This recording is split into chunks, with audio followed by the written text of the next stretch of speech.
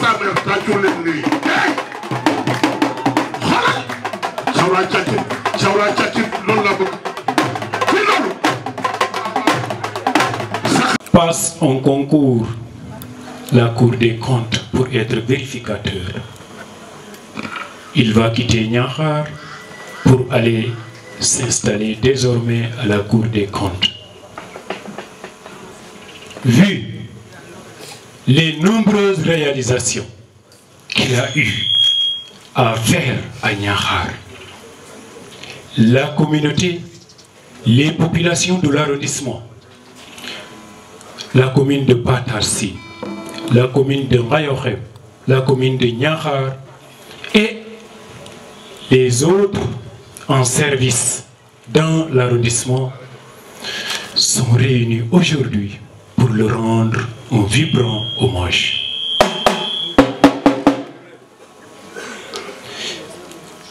Ceci étant rappelé, nous allons vous dire le chronogramme.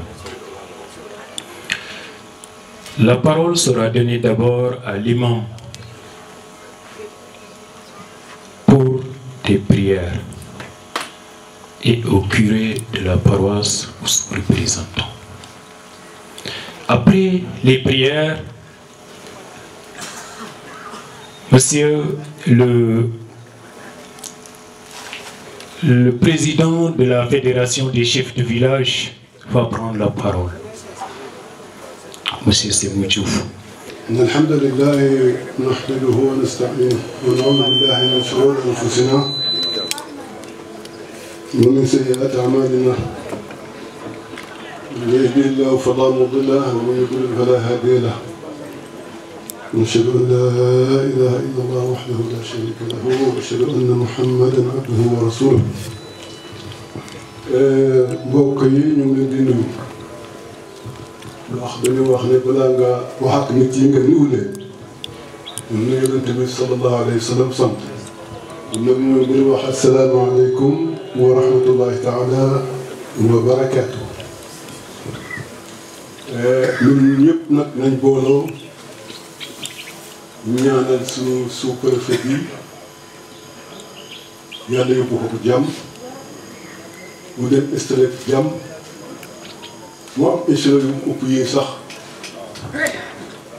ndax état bi ñoo ñu ko joxoon mu nekk sous-préfet waaye ñun dañ ko dañ ko bëgg a def suñu doom kon nag ñun ñëpp nañ booloo ñaanal ko ku mën Faatiha nga def ko ku mën doomante ñaan rek yal na ko yàlla defal jàmm Muhammad Sayyidina Muhammadin sallallahu alayhi wa sallam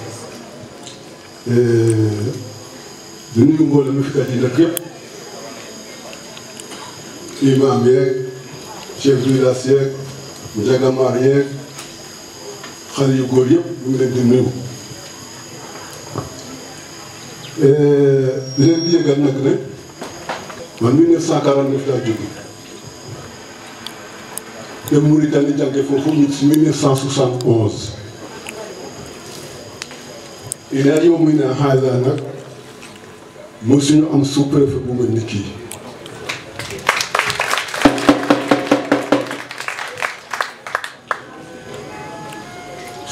ba léegi maa ngi fi mosuñu am sous-préfet bu mel ni kii moo leen sax yal na yàlla jàppale ndax nag dañoo jàppale bu baax a baax a baax walla nit koo xam ne moom quartier la xam ne bu yóbbu ma ne grâce à lui ci ay proposition moo tax ñu am benn jumaa boo xam ne le 3 lañ koy inauguré ñu ne def na ko ci pour mu taxaw te pourtant mën na wax ne quartier la. anta bi ñu yoroon fii ñun ñoo ko daroon buñ ko daru doon mu naaw jëla bi taw keroog ñu jóge fii dem tool ñuy ñibbi ma ne leen am nañu buur de ñu ne lu tax nga wax ko ma ne ko parce que dafa ñëw indaale ndoxam parce que da nga ñëwoon indaale sa ndox moom moo la topp beneen ci inondation yi ku la fekk ci biir ndox bi ñu ne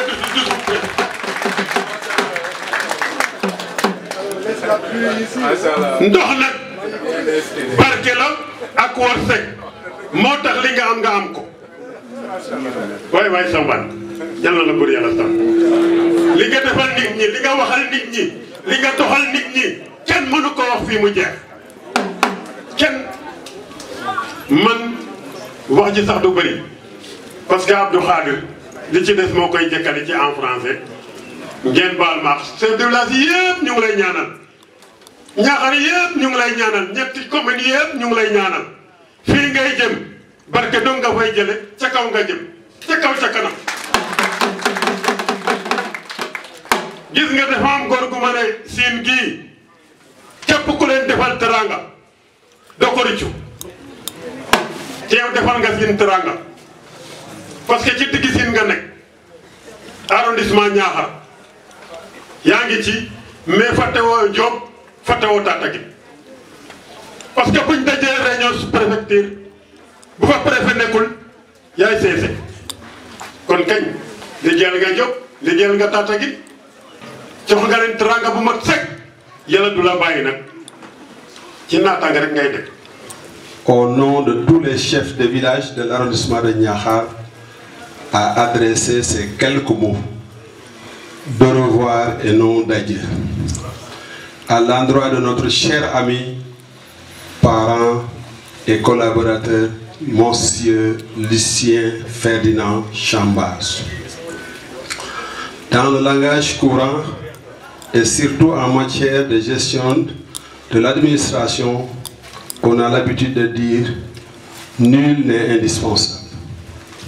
Mais il est des hommes qui, après leur départ, peuvent inéluctablement laisser en vide, vu la place qu'ils ont occupée dans l'exercice de leurs fonctions. Monsieur Lucien Ferdinand Chambaz, vous êtes irremplaçable. Vous êtes un homme de valeur, un homme de dialogue, un homme de consensus, un homme au vrai sens du terme, au corps tigui, tigui, tigui. Et quand le Sérère emplace ce terme pour quelqu'un, c'est qu'il est un homme exceptionnel, courageux et plein d'abnégation, un homme plein d'ondes positifs. Votre séjour à la tête de la sous-préfecture de Niakhar sera gravé en lettres d'or dans les annales de cette institution administrative. Au nom de la présidente Maïmouna Faye, absente pour des raisons de santé, j'essaie de prendre un peu sa place.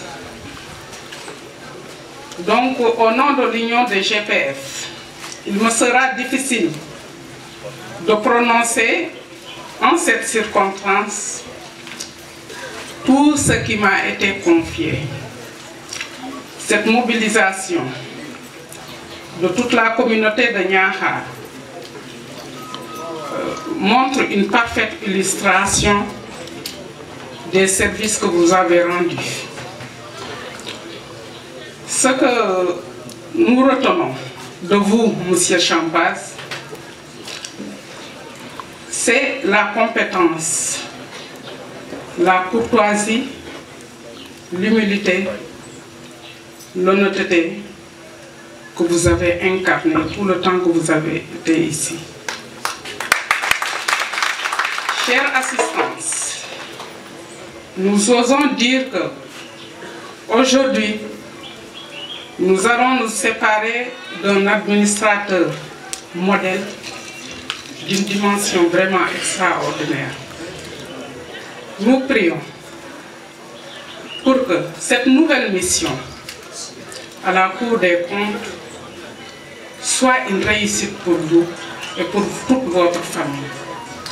Que le bon Dieu vous protège votre famille. De représenter ou bien de parler au nom des jeunes.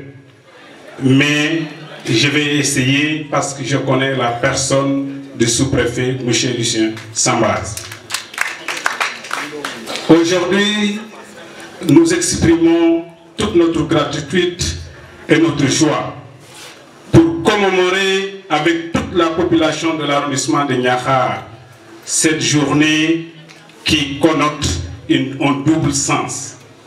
Un sens de magnifier et de vous féliciter par rapport à votre parcours exceptionnel à travers de l'encre indélébile dans la gestion administrative avec les populations de l'arrondissement de Niakhar.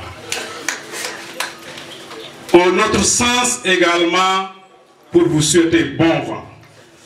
Bon vent parce qu'on sait que vous êtes un grand commis de l'État. Vous êtes un grand commis de l'administration sénégalaise et là où vous êtes également, c'est une institution qui également exalte la gestion des deniers publics de notre pays. En tout cas, on ne doute pas parce que vous avez toutes les qualités humaines, les qualités professionnelles qui vous permettront également de réussir dans vos nouvelles fonctions. Nous vous souhaitons bon vent. Toute la population de l'arrondissement de Niakhar ont le même sentiment. Un sentiment de satisfaction, un sentiment de joie et également un sentiment de félicitations. En tout cas, nous vous disons bonne chance dans vos nouvelles fonctions. On n'a pas besoin vraiment de tirer en longueur.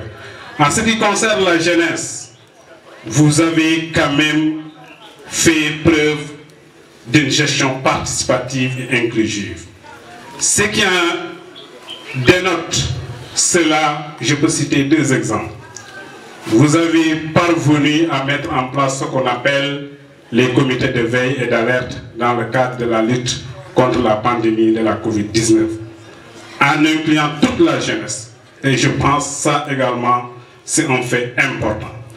L'autre également l'a dit, notre maman que j'ai précédée, vous avez vraiment fait preuve de d'un bon manager pour être au devant de la scène dans le cadre de la lutte des inondations dans la commune de Niakhar.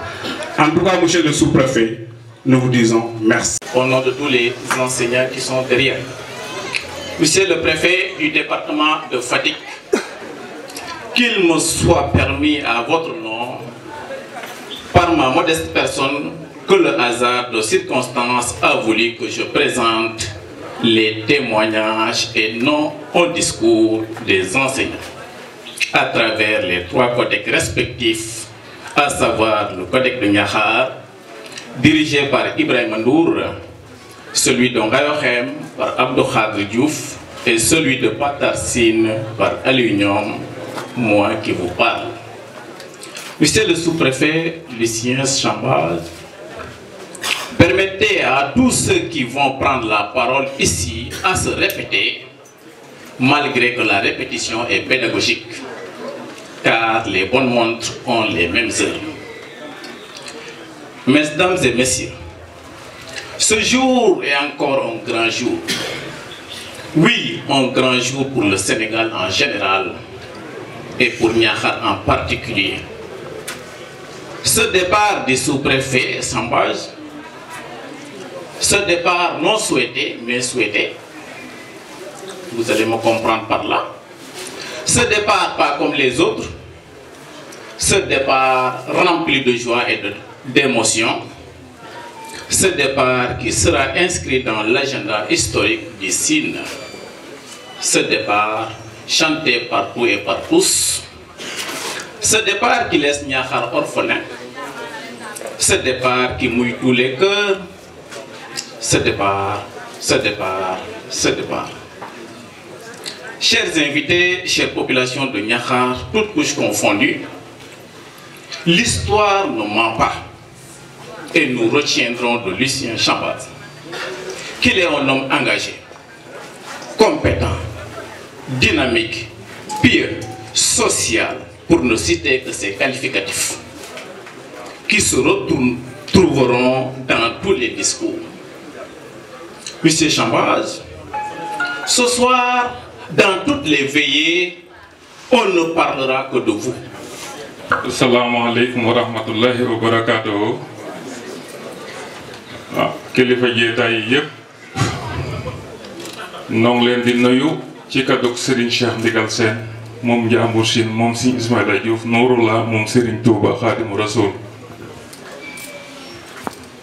di jiital ci nuyoo bi comme ni ko sëñ bi di waxee rek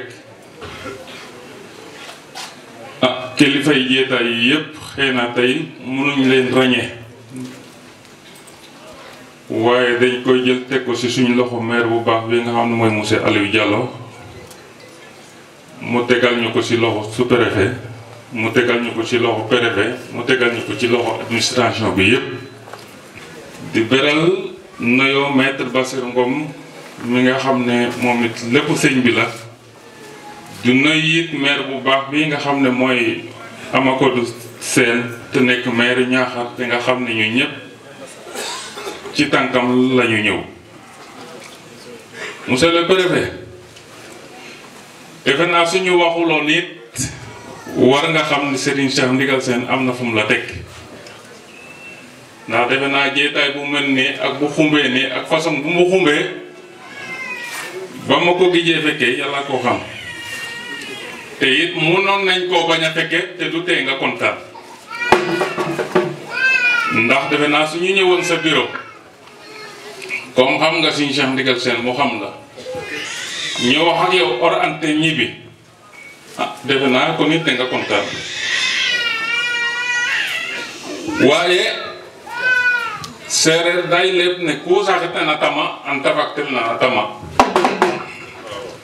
loolu li mu firi mooy lépp loo xam ne daa demee ni tama bi ñuy tëggee ni tama rek dañ koy gàddu suñ koy tëgg sa liggéey bu rafet ci gox bi sa liggéey bu rafet ci lislaam sa jikko bu rafet moo tax dara jomb la képp ko ànd ak nit yi àndin bu rafet maanaam faw ñu fay la fayin bu rafet te alxuraan daa wax ne ko maa bi ni'mati rabbika fa haddis nit ki su defee lu baax na nga ko seete te na nga koy waxtaane amoo guddi amoo bëccëg amoo suba amoo ngoon si sa liggéey ci li ñu xam te niñ ko xamee noonu la ku ñëpp xamee ñàkk sago boobu nga ñàkkoon sago fii ci arrondissement de Niakhar liggéey ak nit yëpp liggéey bu rafet taxawu diine ji ba ñëpp kontaan ndax kenn xamewu la ci catholique nga chrétien nga mbaa musulman nga te loolu nag mooy li gën na jarasam gamuk Njàmbur Sine bii day nga xam ne ku nekk xam na ne bés bu mag la ndax ñi ma seen fii ci jeexaay bi pour si du dugal loxoom defe naa amul su ma see ñëw maanaam ñett dañuy defe ne yow moom dangaa doon bàyyi fal boo xam ne ci daara ja nga bàyyee ko ngir sa xirte te chef religieux yi fi nekk yépp ci arrondissement bi suñu waxoon it lii la ñuy wax sëñ Babacar Diop a ngi ne directeur école Njàmbur Sine moom la ma sëñ bi booleel mook chef de village su Njàmbur Sine ñi ñëw fekk si suñu maire bu baax bi comme noonu la càll bi demee ñëw fekk si la monsieur le préfet jàppal ne ahlul islam yépp ñu ngi lay gërëm dafa dégg sa liggéey dafa rafet te lii ñëpp suñu ba roy ci ndax ñëpp suñ ci royee de Sénégal dem kanam suñ Sénégal lii lay xeex moom lay béy mooy fexe ba bu ñu xamee diggante jullit ak chrétien ak murit ak tijaan ak nagam képp koo xam ne rek yaa ngi dox jëme ci lu baax rek maanaam dangaa war a joxante ak keneen ki nga xam ne lu baax la bëgg suñu adversaire daal mooy kuy jëme lu bon kuy yàq dëkk wala nagam si nagam waaye wax dëgg fa la su dee dëgg la yàlla bëgg lépp luñ la seede fii dañ koo cof rek waaye yow moom sa liggéey gu rafet ñëpp xam nañ ko. Vous resterez toujours préfet dans nos cœurs. À vos côtés, on a véritablement appris le sens de l'État et toutes les responsabilités qui vont avec. Comprenez par on ces messieurs et dames ici debout à côté de moi. Mais de façon très facile, on définit l'État comme étant le patrimoine de l'ensemble des Sénégalais et qui est exercé par une minorité, dont nous-mêmes de l'administration.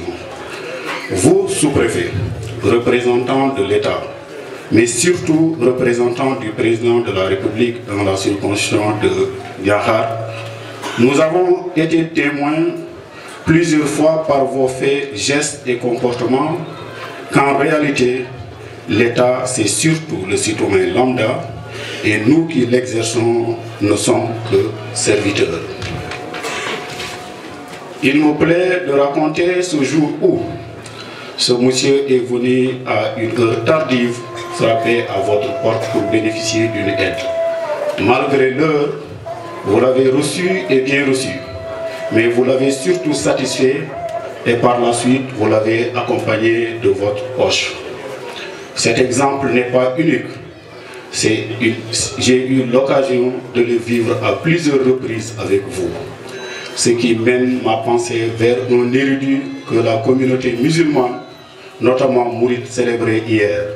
Je vous nomme Seigne Fallou Mbacké.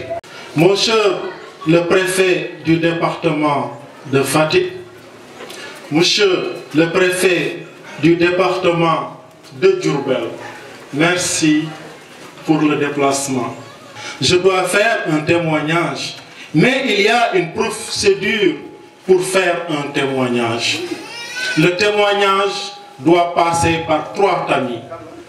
Le tamis de la vérité, le tamis de la bonté et le tamis de l'utilité. Ce qui voudrait dire que je dois toujours m'assurer que mes propos observent cette prescription. Est-ce que ce que je dis est bon? Est-ce que ce que je dis est vrai? Est-ce que ce que je dis est utile? Si ces 3 règles ne sont pas réunies, Socrate nous ordonne de nous taire et de ne pas livrer notre témoignage qui comporterait un vice.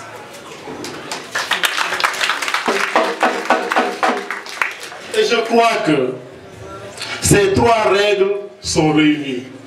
Alors je voudrais vous livrer mon témoignage sans épuiser tout ce qu'on peut dire de ce grand homme.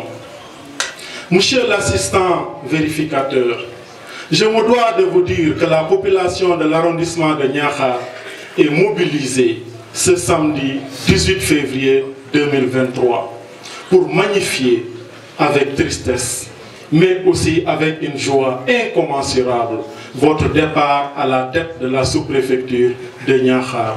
Tristesse, car vous avez servi l'État avec loyauté, droiture, rigueur et abnégation. Mais aussi, vous étiez déterminé, de jour comme de nuit, à inscrire votre action dans le respect des lois et règlements, d'exécuter avec célérité, diligence et rigueur les missions qui vous étaient assignées, tout en prônant d'abord le dialogue dans un style simple, dépourvu de toute lourdeur, mais sincère avec vos administrés.